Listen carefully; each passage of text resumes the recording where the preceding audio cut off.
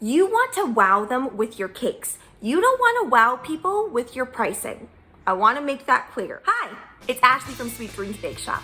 And the other day, I asked you guys in a community post, what are some sticky baking business situations that you've been in that you wish you knew how to handle better, or that maybe you are potentially thinking might happen and you want to know how to deal with it?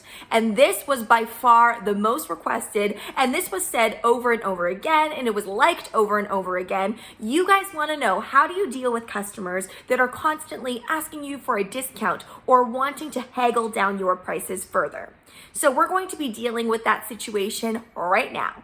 So let's get into it. So I feel like this happens a lot with every single baking business that I've ever worked at, that I've ever talked to. This is a very, very common problem, but some bakeries experience it more than others. So in order to actually deal with this situation, I think it's really important to actually build your own cake confidence. And what I mean by that is you need to be confident in your cake pricing.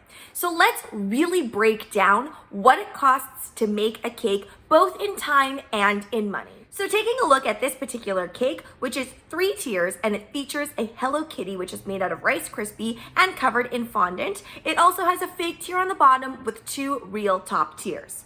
This large bucket of fondant alone costs anywhere from $80 to $110. By the way, everything I'm going to be talking about is going to be in Canadian dollars, so you can do the conversion yourself. Now for this particular cake, I did use about 1/4 of the bucket, which means I approximately used anywhere from about $20 to $40 worth. This faux tier, plus the cake board and any additional supports, is approximately $13. For the cake itself, it's incredibly difficult to actually break down the pricing because you're using ingredients in bulk. But let's say the cake itself, plus the Rice Krispie figure, costs around $20 to make, as the butter really drives up the cost. This means for no work at all, you're already spending $50 on just the materials alone. This does not account for any of the tools that you've already invested in. And let's talk about those tools. For example, a good KitchenAid is going to run you anywhere from $300 upwards. And the KitchenAid is very, very pertinent to have. Now, you don't have to have the KitchenAid brand necessarily, but even if you just have a freestanding mixer, it's going to cost you quite a bit. It's going to be in the hundreds at least.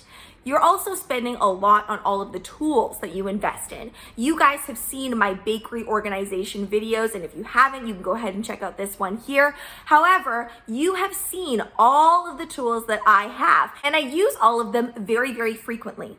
On top of that, not all of your tools are going to cover every single cake job that you need to complete. For example, this ruffled flower rosette on the bottom, you really can't recreate that exact same look unless you have the very particular fondant mold that needs. And that fondant mold, I believe, was somewhere around the $50 mark. So right there, you're already spending another $50 just for this cake. And I mean, yes, you are probably going to use that for more than one cake. And I believe that's how we justify it to ourselves when we're spending that much on something.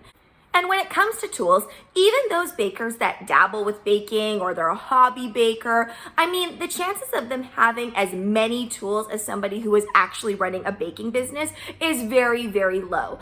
And honestly, chances of a hobby baker that really does have that many tools, they're not really going to be purchasing a cake from you anyway. So the average person is not going to have as many tools as you've invested in. Now let's break down the time. I'm pretty quick and I didn't make any mistakes that cost me more time with this Hello Kitty cake, but it still took me a while. Let's break this down further in active and wait time. Now, this is one of the things that gets overlooked a lot, but when you're a home baking business, when you're taking up 30 to 60 minutes of my time, that means it's actually my time. It's not just the store's time where you're sitting there and this is part of your job, this is part of your hourly wage, whatever. You're not really getting paid for that time. So the 30 to 60 minutes that it generally does take to get an order to go through is actually a significant amount of time. Very, very rarely are you going to come across a customer that is ordering a custom cake that says to you, but whatever you think is fine. Especially if they're spending in the hundreds, they generally want to tell you what to do because that's the whole point of spending that much on a cake. You get to decide everything that you want on that cake. So that is understandable that the customer is going to want to spend that much time with you. That being said, Time is money, essentially. 1 hour to shop and pick up supplies, 10 minutes to make the cake, 10 minutes to make the frosting, 10 minutes to crumb coat cakes, 5 hours approximately to decorate this particular cake, and 1 hour to wash your dishes and the kitchen. For wait time, we're looking at 1 hour to bake and cool the cakes, and sometimes we want to overnight chill the cakes, but at minimum, you would need 1 hour of wait time. So in total for this cake, I spent 8 hours and 30 minutes active time with this cake. And I said that I would charge $575 for this cake. So based on $575 in cost, and we divide that by the time that was spent, it's approximately $67 an hour. Now that might seem like, wow, that is a lot. But again, let's look at this really, really clearly. There is wear and tear that's happening on your equipment. And like I mentioned before, you're also investing in a lot of tools that the average person doesn't have. The investment that you made right off the bat hasn't been paid off for, technically. So that's why we need to charge these prices for our cakes, because it's helping to pay and supplement that investment.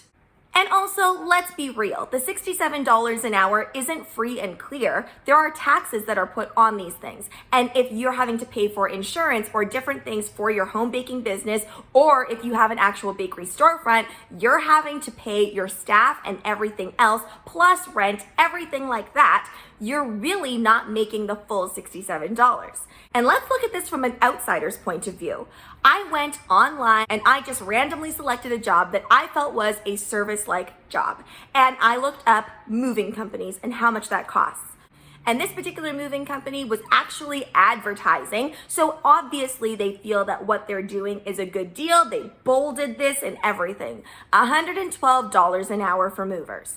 Now, I don't really know much about the moving business, but I do know that on the application form, it says no experience required. Now, I don't know about you, but for making cakes or making cookies or any custom orders, you do need experience, and you do need a lot of experience in order to be able to pull that off. So for something that requires no experience whatsoever, this company is charging $112 an hour with a minimum of 4 hours. And yet nobody ever questions that. So let's go back to our $67 an hour. Now, not only are other services that are kind of in the same vein of creative services or service providers of some sort, they're charging these type of prices. So why should we feel at all that we can't, when what we're doing is very, very highly specialized, and it does take talent to do whatever it is that you're doing? My final piece to give you confidence on how you're pricing your cakes is they're already coming to you and they're already inquiring, which means you don't have to worry about them not liking your work or not liking what you've put out there. They've already come to you because they like your work. So you need to charge your worth rather than looking at other bakeries, looking at other Instagram accounts and saying to yourself, well, my work isn't that good and wow, they're only charging this amount. Don't do that, because then you're just going to end up in a cycle where you're constantly lowering your prices over and over and over and over until you feel like you've reached the value that makes sense to you. But with all of that stuff that I just told you, I really hope that that gives you the confidence that you are pricing your cakes properly. Now let's get into the nitty-gritty of how we're actually going to solve this issue of customers haggling with us. Now, I don't know if this comes from my teaching background or the fact that I was in customer service for a while before I started teaching, but I am a very no-nonsense person, and I like to be warm, though, in my delivery. So I actually haven't had that many people haggle with me, but when I've seen these incidences happen with other people, it's because you're too nice.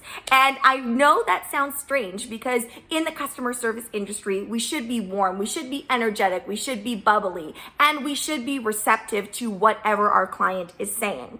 But I make it very, very clear that nothing is non-negotiable. So when I give a quote, I say what the quote is. I don't hem and haw in front of the customer. This is so, so important. So if you're having a consultation that is face-to-face, this is where you might run into a little bit more trouble. But the language that you use and when you're calculating the cost in front of them and quoting for that cake, you need to not think out loud. I know this sounds really, really strange, but when you confidently write down those numbers and you add them up, it automatically gives that customer the perception that, These are the prices and it is what it is. There isn't any wiggle room. Now, this isn't an 100% thing. I'm just saying that they're way more likely not to second guess you or anything like that if you write it down. However, if you do something like, oh, what was that? It's okay, that'd be 10. Oh no, maybe 15. No, that's when you start running into the problems. So I'm telling you, write it down with confidence, quote with confidence. This is a big, big thing. That being said, I really think it is important to work within the budget of your customer. So they give you the budget, you tell them, okay, you can get X, Y, and Z that is similar to the theme that you're looking for. Just say it with confidence and make sure that those parameters are in place. And it really, really helps if you have those base parameters, which I outline in this video about cake pricing. This kind of goes in the same vein, but don't be nice. And I say that with a grain of salt, of course, because of course, being kind and being nice is going to get you a lot further in this business than anything else. However, what I mean by don't be nice is I mean that you need to make sure that you're not giving discounts or saying things like, okay, well, just this time, since it's your birthday, since it's your wedding, since you just had a baby, I'm going to give you this little discount, but only for this time. Because I assure you, if they actually love your work and they really like what you do, they're going to come back and they're going to question why you're not giving them a discount every time. This just helps eliminate that factor. You want to wow them with your cakes. You don't want to wow people with your pricing. I want to make that clear. And finally, this is probably the biggest thing that we hear day in, day out as anybody that does custom work. You know, if you're an artist, cake artist, whatever, I'm sure we've all heard this.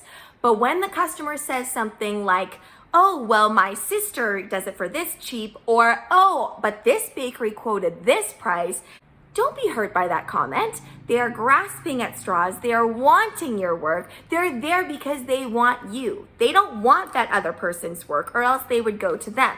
But you have to answer this question very cordially, but also in a manner that says, I am not budging. Sometimes it can be hard to answer this question without seeming like you're waffling and without seeming like you're giving too much attitude.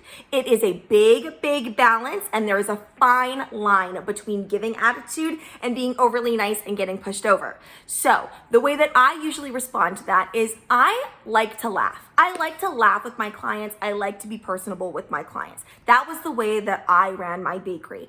And my response would be like, oh, well, I'm sorry. Those are my prices. And you know what? If you go with somebody else, I am completely fine with that. If you want to go shop around and do that, please do so. I want you to be happy with your cake. I want you to be happy with the quality that you're receiving.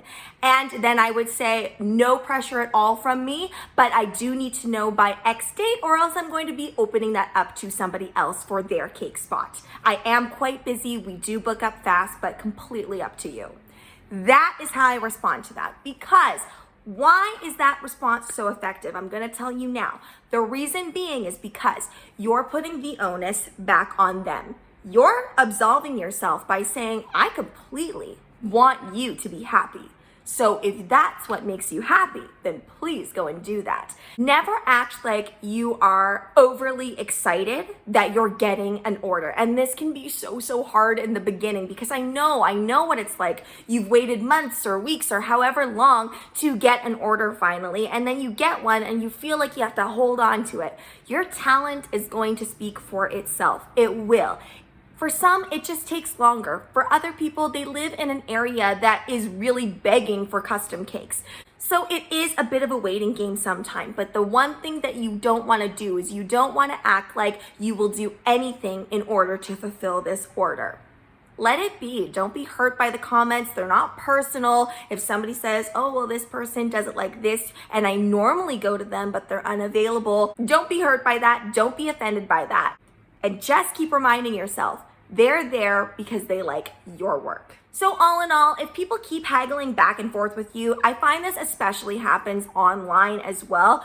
Again, with your online writing, you can be firm as well, but friendly. A nicely placed happy face is really good, because this says, I'm saying it with a smile, but I'm also firm with what I'm saying. So you do want to make sure that you just shut it down. Don't waste your time on people that are going to continually say, oh, so-and-so can do it cheaper or whatever.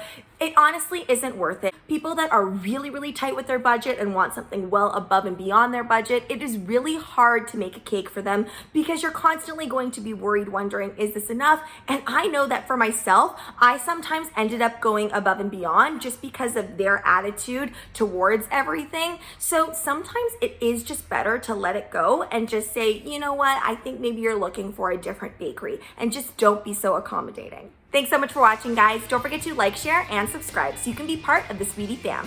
Right now, I'm uploading weekly, so make sure you hit that notification bell so you know when I upload. Also, be sure to comment, request, or ask a question. I love hearing from you guys. Bye!